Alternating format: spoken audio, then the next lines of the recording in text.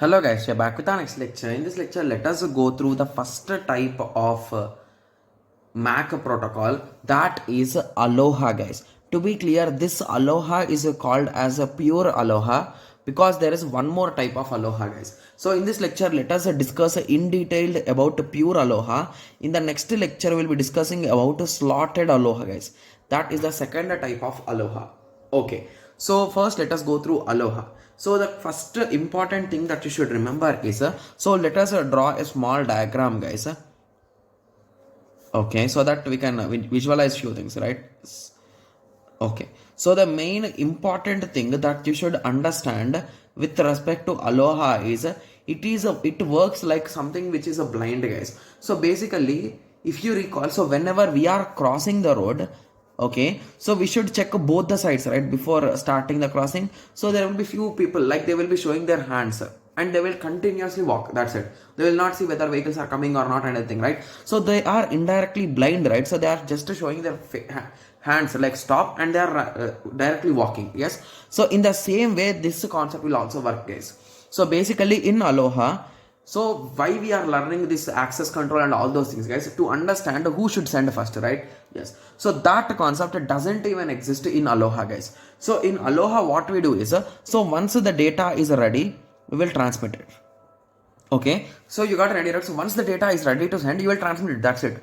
There is nothing to check. It is completely blind. That's it. So assume in that way. Okay. Yes. So now you got some basic idea, right? Yes. So it is a blind sender. Okay. So first random access control protocol, and it was discovered in 1970, guys. Okay. So it was designed for radio LAN. Okay. So it was mainly designed for radio LAN, but it can be used on any shared medium. Okay. So the original Aloha protocol is called as a pure Aloha. I told you, right? Yes. So this is a simple but elegant protocol. You will understand why it is called as elegant protocol pretty soon. Okay. Yes. So don't worry. The idea is that each station sends a frame whenever it has the frame to send.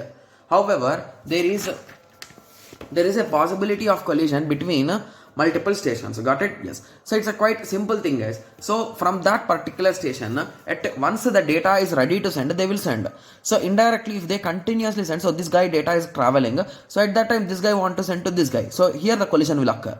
So in that way there is a really high chance of collision, right? Yes. Okay, so few students will be like, okay, so on what basis the questions will be there then? Okay, so the concept is, so if you recall, we learned two formulas, right? So propagation delay and transmission delay. So these are the exact two terms which they will ask guys. So these are the most common questions asked from this access control. Okay, so if you observe this question carefully, so I think this is also a previous year question. Okay, so anyway, let us start solving it on the other side. Okay, yes, so let us start solving it here. So basically they gave the length of the packet guys. So they gave the bandwidth, they gave the distance between them, they gave the speed. So they gave everything, right? And they are asking us to calculate the propagation delay and transmission delay. So if you recall, what is a propagation delay? That is a TP is equals to distance by speed, right? Yes. So distance is nothing but 500 kilometers divided by 2 into 10 power 8 meters. So as this is in meters, let me convert this also into meters. And instead of writing by second, I will be writing in the numerator directly. Got it? Yes. So let us start cancelling. 1, 2, 3, 4, 5. So if I remove 5 from it, it will becomes a 10 power 3, right? Yes. What is a 5 by 2 guys? It is a 2.5 into 10 power minus 3 second. So in simple words, I can write it as a 2.5 millisecond, right? Yes. So this is the time of propagation. So basically to send one bit, it needs that much time. Okay. Similarly, the transmission time TT is nothing but length by bandwidth. So length they gave it as a 1 kb. Okay, and the bandwidth they gave as a 1 mbps. So whenever you are solving these type of questions, always concentrate on the terminology guys. So here they gave kilobytes, right? So for easy solving, let us multiply it into 10 power 3 only. Okay, so we are multiplying it into 10 power 3. That's really nice. And now this bytes and this is a bits, right? So I can multiply into 8 and it becomes a bits, right? Yes. So below we are having a 1 into, so it is m, right? So it is nothing but a 10 power 6, right? Yes. or you can even convert it into 2 power also, so anything will work, so there is no issue, right? But always prefer to convert it into 2 power only, guys. So here it will become 2 power 10 and here it will become 2 power 20, right? Yes. So if you recall, 1 kb is equals to 2 power 10, 1 MB is equals to 2 power 20, 1 GB equal to 2 power 30. Got it? Yes. Okay. So let us just continue solving it. So it is nothing but MPBS, right? Yes. So yes, I'll be writing in the top and B I'll be writing here. So BB will be cancelled. From this 10 will be left here. So it will become 2 power 10, right? Yes. So it is a 8 divided by 2 power 10. Okay, so for simpler calculation, so let us anyway divide it. So what's there in that? So 8 divided by 2 power 10. Okay, so the result is a 7.8125 into 10 power 3. So it is nothing but 7.8125. That is a 7.8125. Sorry, my bad. I just kept it in the down and I solved it. Okay, so anyway, it's okay. So now you got an idea, right? So we will be cancelling that. So we'll be ending up with 8 divided by 2 power 10. So at the end, we got a 7.825 into 10 power minus 3 second. That is nothing but 7.125 milliseconds. So that's what we got as a result. Got it? Yes. So these type of direct questions. So it's directly based on formula, right? So did we use any kind of concept here? No. Just in formula, we substituted the values and we got the result, right? Yes. So this is about Aloha, guys. So now let us go through the exact flow of Aloha. So basically I told that, so whenever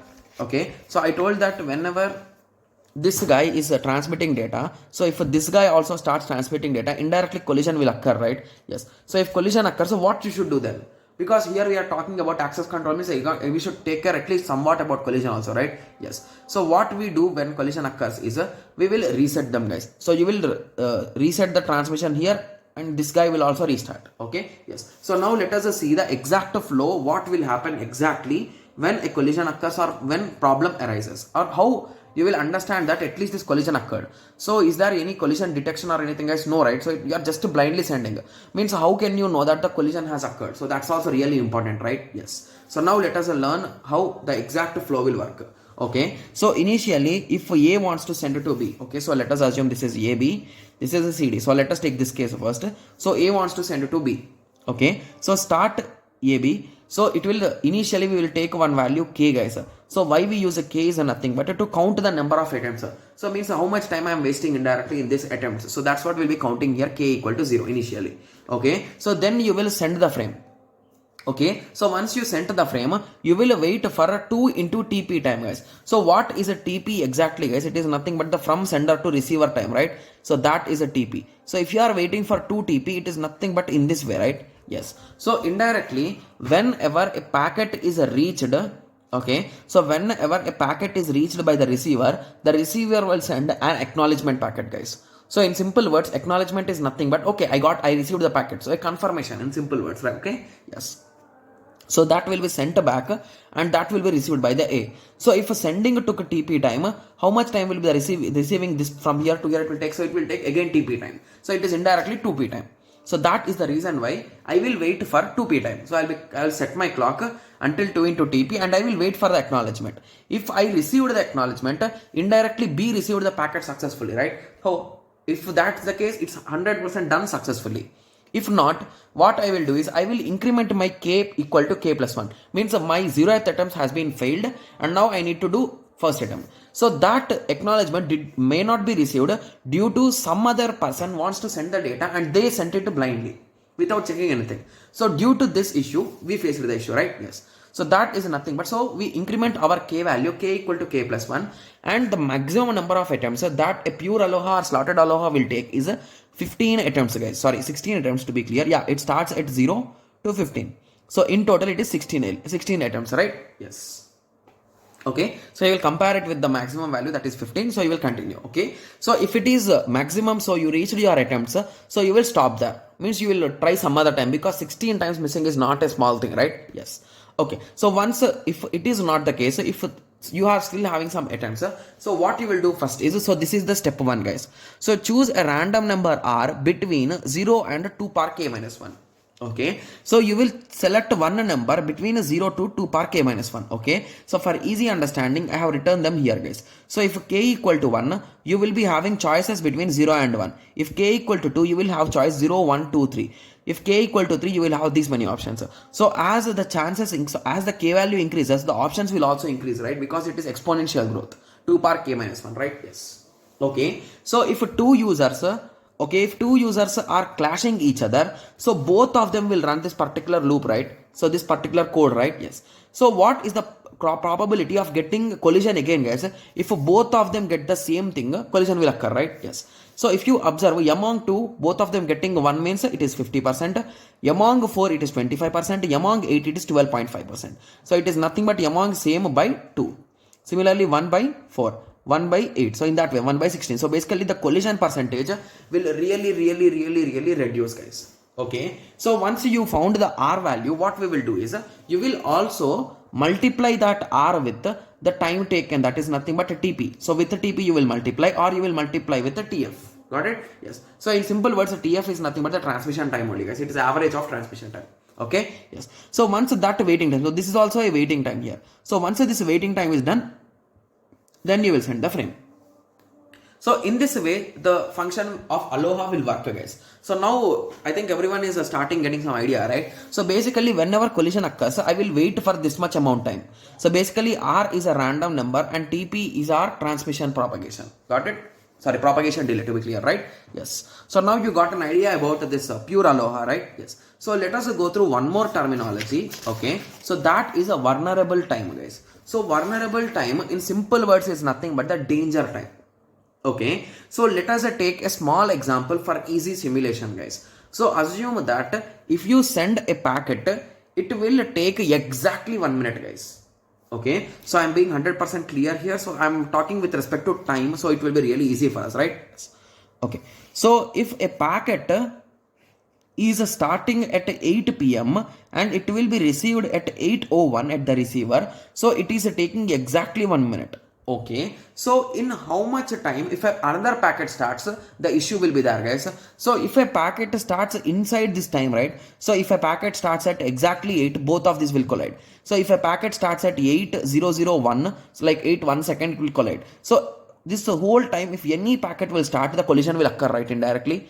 And similarly, if a packet started before this, so if there is a packet from 8 colon 00, 7 colon 59 colon 55. So at that time, if there is one more packet, these two guys will collide again. So in that way, if you observe carefully, if the packet is at 7:59:01, even then it will collide with until, because here it started at 8:00 and this packet will end at 8:00:01, right? Yes. So these two guys will collide. So basically, with this understanding, I think everyone is able to understand that if a packet is having x time, the collision time will be 2x, right? So if it is starting before, if there is someone started before this guy and he is taking the exact same amount of time, so at that time will be the worst time, right, to be starting. Yes, because the collision will occur and you need to redo it. So that is nothing but the vulnerable time, and the vulnerable time for for our pure Aloha is a 2 into TT. Got it? Yes. So let us continue with the definition. So vulnerable time in which there is a possibility of collision. We assume that the station send fixed length frames each time. TFR seconds, okay, to send. So TFR is nothing but the average transmission time, guys. So basically, if a packet time takes 1 minute to place on this particular slot, so any packet, if it is placed before this, exactly 1 millisecond, even 1 millisecond early if it has occurred, so that part will collide with our part, and the and again retransmission is done, right? So indirectly if this is x amount of time, so it should be x amount of time free before of it also, because even it starts at exact moments of time, there could be a chance of collision, right? Yes. So that is the reason why vulnerable time for pure Aloha is a 2 into TT. Okay. Yes. So hence aloha can be used in a low traffic. So basically if there is a very minimum traffic also, as there is no rules, right? So are there any rules here guys, like you should check the road, you should check before walking, like that? No, you are just blindly sending the data. So at that time there will be a high chance if the traffic is high. So if the traffic is really low, then slotted aloha will be a good idea, right? Yes. So now I hope everyone got a clear idea about it, right? Yes. So I wrote it in a simpler way. So if you want to send a data which takes 1 minute, it starts at 1. Hence the path should be free from 7:59 to 8:01. So if any moment of time if some packet is sent, so it will collide with this packet, guys. You can take some examples and you can try if you are having any kind of doubt. Okay. Yes. Okay. So now you got an idea about this normal aloha, right? That is nothing but pure aloha. Okay guys, if you are having any kind of small doubts, anyway, as we will discuss slotted aloha in the next lecture, that will clear you few of your doubts, guys, because it is an updated version of this, and here our vulnerable time is a 2 into TT, right? So in slotted aloha we are going to reduce this vulnerable time. Okay, yes. So I think everyone is clear with the flow diagram and the formulas how we are using to solve some small problems, right? Yes. Okay, and remember one more thing, you should remember this, guys, because there are few questions which are directly based on this particular formula. Okay, yes. So anyway, we'll be discussing all the PYQPs, so don't worry about them, guys. Okay, yes. So in the next lecture, let us discuss about slotted aloha. Okay, yes. So let us meet in the next lecture. Thank you. Thanks for watching. Like, share and subscribe for more awesome videos like this. Thank you.